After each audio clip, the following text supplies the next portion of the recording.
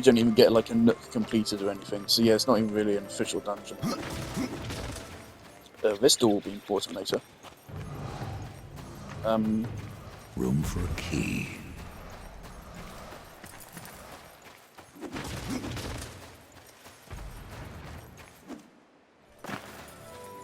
There's a Book of the Dead page somewhere. I can smell it.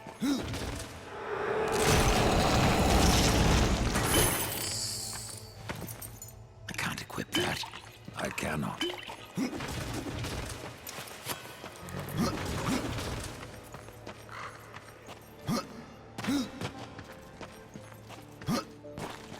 No, this reeks of Book of the Dead page. My spider sense is tingling. Okay, I'm just schizophrenic.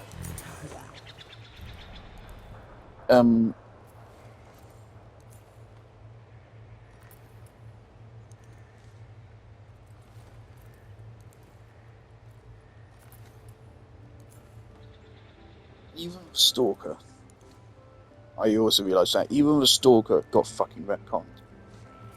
Now I do think he got kind of retconned for the better with Jade Shadows, but it is a retcon. It still is. Because the second dream strongly implies that he's a tenor. It strongly implies that. It borderline explicitly states that. But because there's only ever borderline, with Jade Shadows comes out and they say, no, Stalker is not a tenor. Stalker is an Umbra style frame again.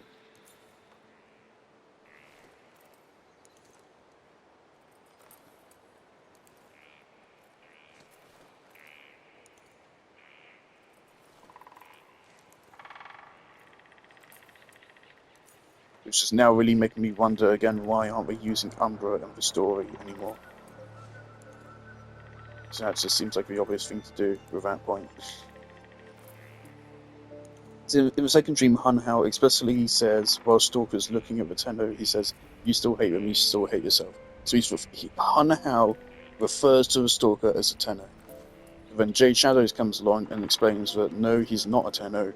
He was a guy that had it off with a woman, and because of that, he and her were punished by being turned into Umbra-style warframes. They were still somewhat aware of their pasts whilst being turned into warframes. So they retconned the Stalker as well. And it was a good retcon, because Jade Shadows was surprisingly good for an hour-long story quest. But it's still a retcon. Again, DE just don't know what the fuck they're doing with the story. I mean, Warframe 1999 is going to be a story quest, so I did not have a lot of faith in what they're doing. I really don't. But these days it I'm must be pretty done. scared that 1999 is going to be a total flop. You need in the Lost Temple. Good luck. I'm actually going to clip that, Horseman. so I feel like that's a good explanation A of compass my that concerns. guided me to many wonders when I was young. I thought it lost, like the temple.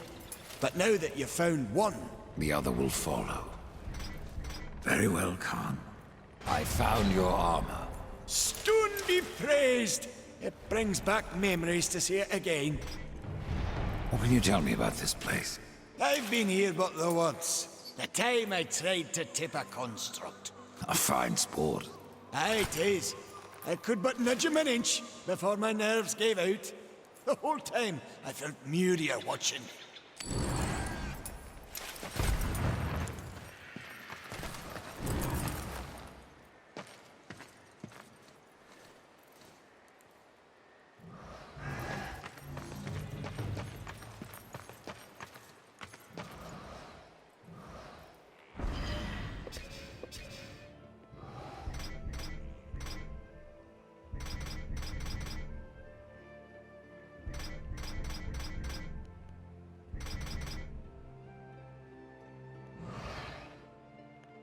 Okay, we seem to be able to fast travel here.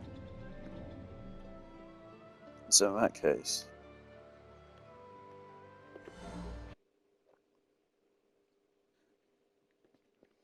I'm going to go visit Orin again. Say, I don't remember what the rest of Orin's quest is.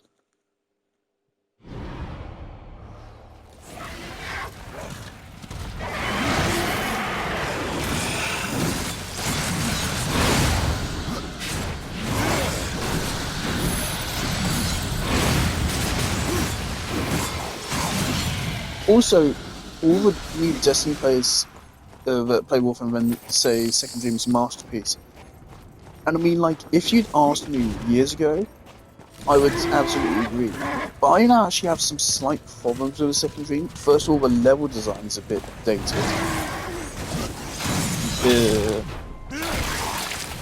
The actual levels in the Second Dream are literally just basic story missions. But you know, that's acceptable, because again, Second Dream is old now. There's no way DE are going to go back and like revamp old quests, so they'll never get updated. It would be very cool if they did that. Oh, wait.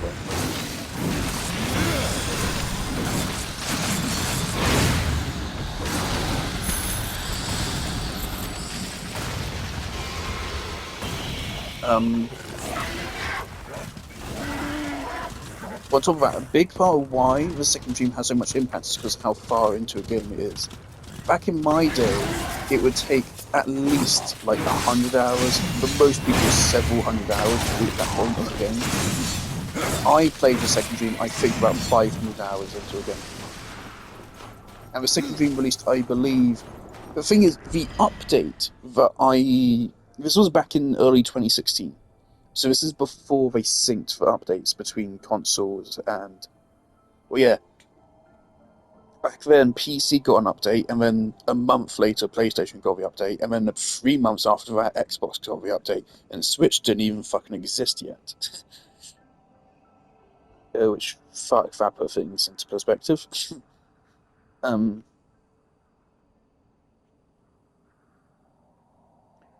So, the update that I joined the game in was named The Second Dream, but I don't think the Second Dream was available yet. I think it was named The Second Dream because of, like, the patch.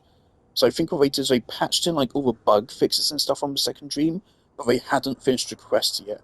So they just released, like, a hotfix named The Second Dream, but it didn't actually release the quest. So I think I did start playing Warframe before the Second Dream was added to the game, but, like, a couple weeks or, like, a month beforehand, I think. And then it released. So that maybe factors into that time frame a little bit, but still, like, I was... How old? Like, 12? Not even? I was 11. I was 11 when I started playing Warframe, and I'm now 20.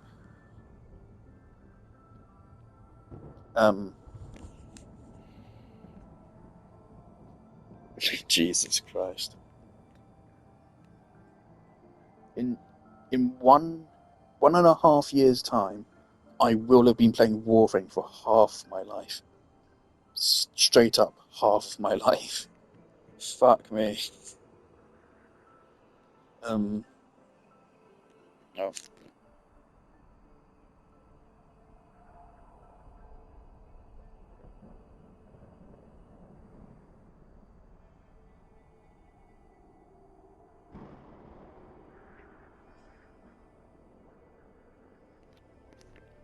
Never mind. Okay.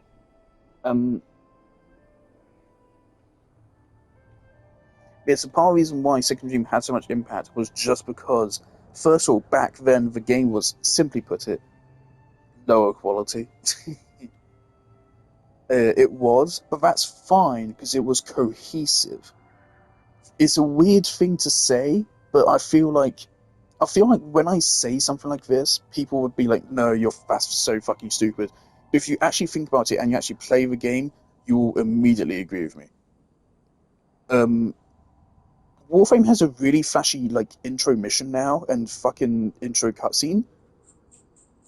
Going from that to a regular game, which is lower quality in just every way, it immediately there's a disconnect, or like you feel the quality drop. Right? It becomes evident as it's like a free-to-play game trying to snatch you, it's trying to get to you, whilst it can at the start. And so that kind of that effect kind of now applies to a Second Dream because the missions are not all that great. But other missions, like also the Second Dream was the first cinematic quest in Warframe. Prior to that, the only cinematics we had was a very brief, very basic cinematic at the beginning of the game, which is nothing like what is there now. It was way worse. We had that. So the second dream opening with a cutscene was a big deal. It's no longer a big deal because now there's cutscenes all over the fucking game. So first of all, Second Dream's quality has actually, it went from the highest quality quest to one of the lowest quality, outside of all the other shitty quests which were released before the Second Dream.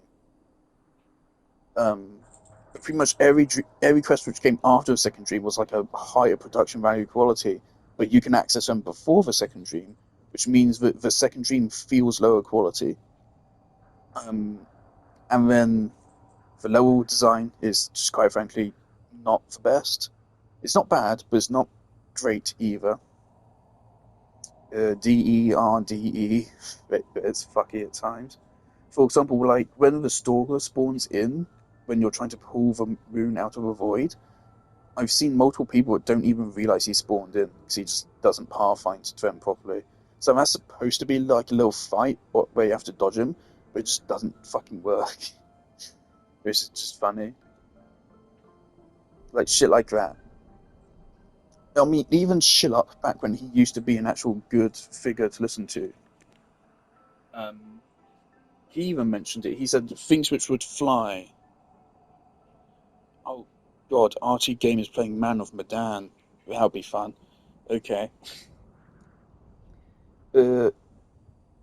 Shillup said this himself. Things which flew when Warframe was a small game are no longer acceptable after like Planes of Eidolon released. At that point, Warframe people were like, holy shit, okay, this is actually a big game now. Standards kept going up. But the Second Dream stayed as is, and now the lighting rework has changed to make these cutscenes, quite frankly, just less cinematic looking. They just don't look as good to me. Then again, I might also be schizophrenic, but I don't think so. I think I'm correct. uh, like the cutscenes are way brighter, which I just, from my memory, I don't think it looks as good. But also, again, the Second Dream is just way earlier in the game now, and it's less impressive quality-wise. And so on that basis, I don't feel like Second Dream is as good as it used to be retroactively. Also, I think the Tenno has really been spoiled. First of all, the intro cutscene kind of shows it. If you really think about it, after watching that opening cutscene, it's not hard to put together what happens. It's, even though, I mean, the character from the intro cutscene is never followed up on. We don't know who the fuck they were. But it's not hard to figure out if they were a Tenno then from that, what a Tenno actually is. But then all the game's promotional material just blatantly spoils it. To point, the game's old loading screen, or well, yeah, like during War Within, for example, the loading screen was loaded just for Tenno right there. But also when the new War released, and for a couple patches afterwards, the game's like main menu screen was the trailer for the new War, which just explicitly shows the Tenno. So DE kind of just gave up on hiding the spoiler, which he did used to do. They did used to try to hide it. It was after the War of Within where they showed it on loading screen, which kind of spoiled it. But even then, like, right there was no context to it. But like with a new War trailer, it very much focuses on that as a player character. Which is, again, I fucking hate modern trailers. I fucking hate them because they give away way too fucking much. Because I have zero faith in the audience anymore.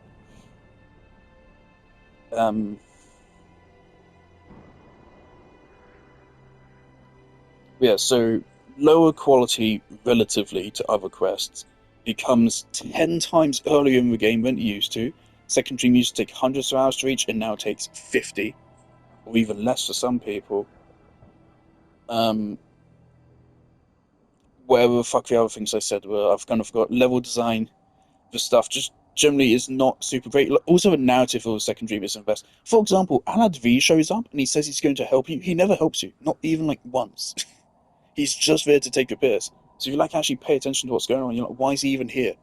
There's no reason for him to be there. He only helps you once. That's like 5 minutes before he's kicked out of a story because Hun Hao threatens to kill him. If you actually pay attention to Second Dream, it's not the best story. But that was acceptable before. But is it acceptable now? Um, despite everything I've just laid out, a lot of people play the Second Dream. Like, I'm not saying Second Dream is bad. And the fundamental thing of Second Dream, of giving you a character creation and a twist that big that late into a game, still holds. It's not as good as it used to be because it's just not as much time investment, but it does still hold. But I do feel like these new players come into a game saying that it's a masterpiece. I do feel like it's a situation where they say it because they feel like if they don't say it, they're going to get dogpiled on. Uh, I am absolutely willing to accept a second dream. I do not have rose-tinted glasses for it, which you really would think I would, because again, I said a couple of minutes ago, I've been playing Warframe for half my life. I did not have rose-tinted glasses for it. I'm able to look at it completely critically for what it was and what it is now. It's still great. The twist is still fantastic. Promotional material around it is not as great. DE have not managed the entire game as a whole to keep it intact, the quality of it intact, and the spoilers intact, as well as they should have. DE also has some bugs with it. There's some bugs with like the dialogue. Some of the dialogue from Lotus in the final encounter can bleed into a cutscene if you go too fast, which is pretty funny because that's the game punishing you for being good at the game. If you deflect Stalker's laser beams quick enough and you complete the objective, then Lotus's dialogue telling you to hurry up, it starts playing during the cutscene, which also again just kind of completely ruins it. And it's pretty easy to do that because again, it's just a skill thing. If you're good at playing the game, that will happen. I don't think it's even chance. It's not a bug. It's just there. I don't think it used to be there. Um, it's all about to say. I do feel like I don't want these Destiny YouTubers to blindly praise the game just for they're scared of backlash from their newer players. We should encourage critical thinking from everyone, which also means I would encourage them to think critically about Destiny in turn as well. Which I think to an extent they are. I have not watched a bunch of these guys before this. I did not watch Mactis. Is that even his name? I didn't watch him before it. I maybe watched one of his Destiny videos in the last couple of years. I don't know. But I did not watch him before he started playing Warframe. But of course, I have plenty of experience with Destiny. I cannot comment on a bunch of recent things from Destiny's history. I stopped playing Destiny completely after the season where the Fallen entered the last city. And it was like a social space or something with the Fallen. That was the last time I played Destiny 2. Since then, I maybe logged on like twice or something, just at random intervals to try to find something to do. Like I logged in for Final Shape to play the missions you get for free. Other than that, yeah, nothing. Um, so I am a little bit out of date with Destiny, but I mean, I still don't think you can ever forgive Destiny for fucking crimes they committed at launch of Destiny 2. Like again, we need to emphasize the fact that they lied to you about how much XP you were getting to force you to gamble, right? There's not many things you can do worse than that.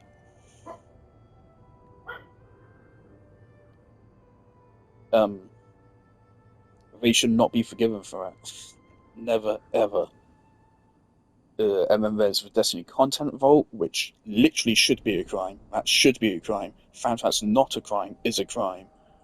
The Destiny Content Vault should not be legal. It's taking away content that you paid for.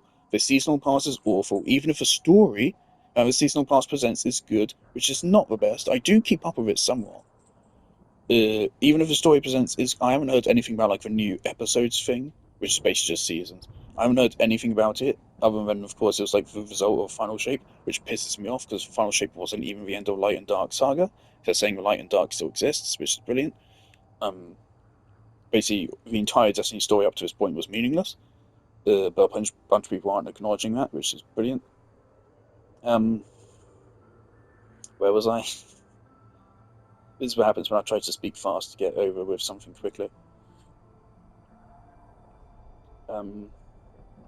Yeah, so even if the story of the season passes is good, which is very much questionable, it's still, content you're paying for, which is then getting taken away from you a couple of months later, which just is not a thing we should encourage in the gaming industry. It really isn't. That's extremely fucking dangerous. Extremely dangerous.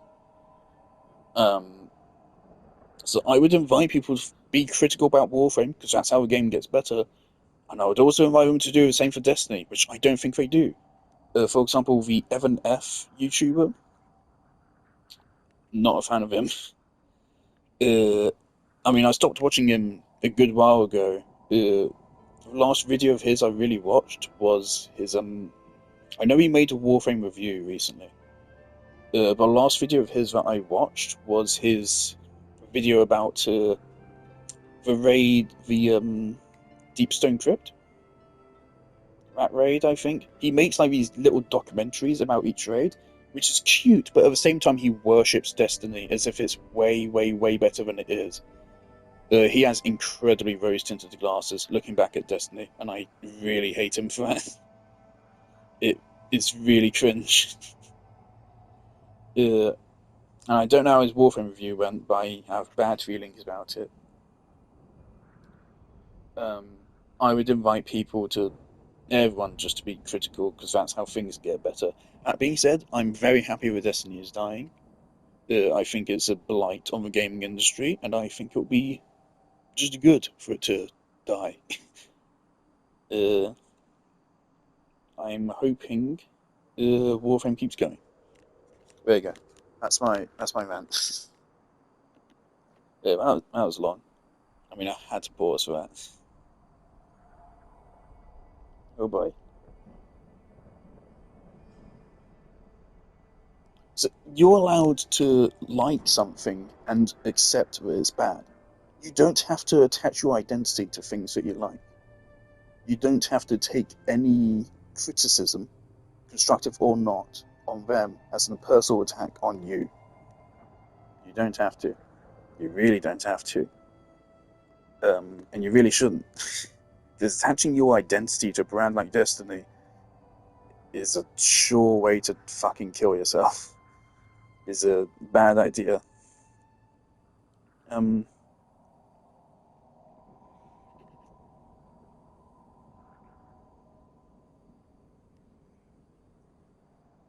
Angry Joe said something really good in his Halo 5 review, which was realize that people criticize a game because they love a game. Granted, he was complaining about people saying he had a skill issue, which he does have. Angry Joe does have a skill issue. But he's also right in saying people criticize the game because they love the game, or because they hate it. Both reasons are valid, but you can very much tell why. I shit on Warframe because I know it can be better. I shit on Destiny because I wanted it to be the best game ever made, and it wasn't. It became one of the most morally bankrupt games ever made, to a point where I think saying it's a good game is an immoral thing to do. Recommending the game to others, giving Bungie more money, is an outright immoral thing to do. It's like funding terrorism. It's bad. You shouldn't do it. Um, don't take that too literally. I don't mean you're a terrorist if you fucking play Destiny or say Destiny is good. You're allowed to like something, but you cannot deny objective things about it. Which is also why, when we say something about this, we should make sure it's objective. If you have a counterpoint to me, raise it. But again, like, I've been willing to look over the Second Dream, something which I once praised as like fucking brilliant video game narrative. Yeah, the twist is still great, but I've just gone over how the rest of it is not great. My throat is hurting now from talking so much. I'm gonna clip the last like 30 minutes and just post this to YouTube as like ranting about Warframe. Yeah. And I mean no ill will to anyone I've talked about. Like again, even Evan F, which I took a piss out like a minute ago, he's cool. Like I liked his videos when I first watched them, but over time I realized, hey, I'm not a fan of this extremely rose-tinted view of Destiny, as if it's something more than what it is, when it's less than what it is. It is less than a video game. It is a fucking piece of fucking garbage. Um,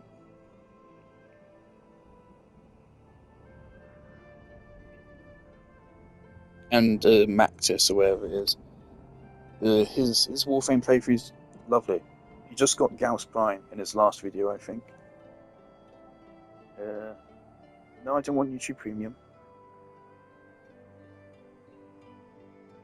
Mactics.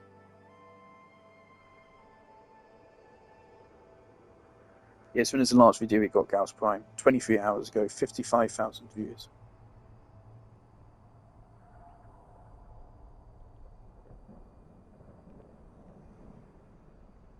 But yeah, that was the thing. Whilst he was playing Natar, he started saying, oh yeah, this is getting really good, while I was talking about something and actively misunderstanding what was happening.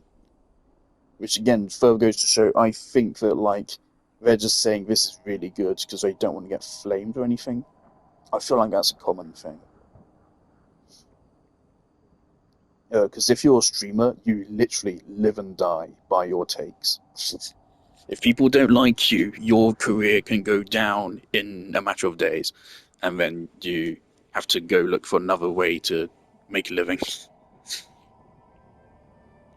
So, I mean, that's why I can respect someone who's actually critical. And no shaming for it, and of course I could be wrong. I'm trying to fucking, this is kind of armchair psychologist I'm doing here. I could be completely wrong. I probably am, but I am suspicious of it. Yeah, but his content's fun, and I'm glad to see all these Destiny YouTubers coming over to Warframe. Because originally I went to Warframe in late 2015. I heard about Warframe in early 2015, late 2014, or something. I heard about it and heard it's a better game than Destiny. I was like, oh, okay, cool. And so then I kind of like kept tab on it on YouTube. Just over time, I would occasionally watch Warframe videos. Like, oh, cool, cool. I'll keep a tab on this. And then I got the Xbox One, and I was like, wait, is Warframe on Xbox One? Lo and behold, it was, and I was like, fuck yes. And so then after like a year of just watching Warframe on and off on YouTube, and by on and off I mean like one video a month maybe. I don't remember anyone. There's a classic video of like 30 reasons why Warframe's better than Destiny, released in like 2015 or something. That video got me really excited for a game. But yeah, then in early 2016, I think it was, I discovered it was on Xbox One, and I was like, fuck yes. So I only got the Xbox One in Christmas 2015. And so yeah, that's when I started playing Warframe. But I was actually with it, kind of in the background of a community, for like a year beforehand.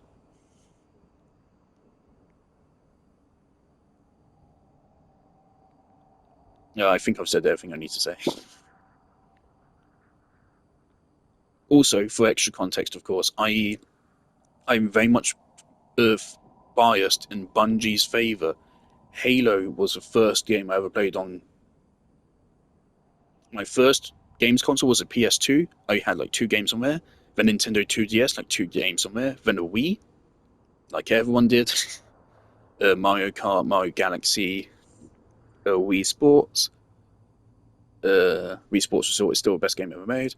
Xbox 360. This was one of the first games I ever played on Xbox 360, and the first game I played on Xbox 360 was Halo Reach. I played the original Halo series in order of release. I played Halo Reach, then Halo 1, Halo 2, Halo 3, because my dad had the foresight to actually give me the series in the order they released in. It's because of that, when Destiny was coming out in 2014, I was extremely excited. Because at the time, Bungie had made my favourite games of all time. So I was very much biased in their favour, and I still would be. No, I wouldn't still be. But you get what I'm saying. Anyway, okay, I need to stop talking. I talked way too much.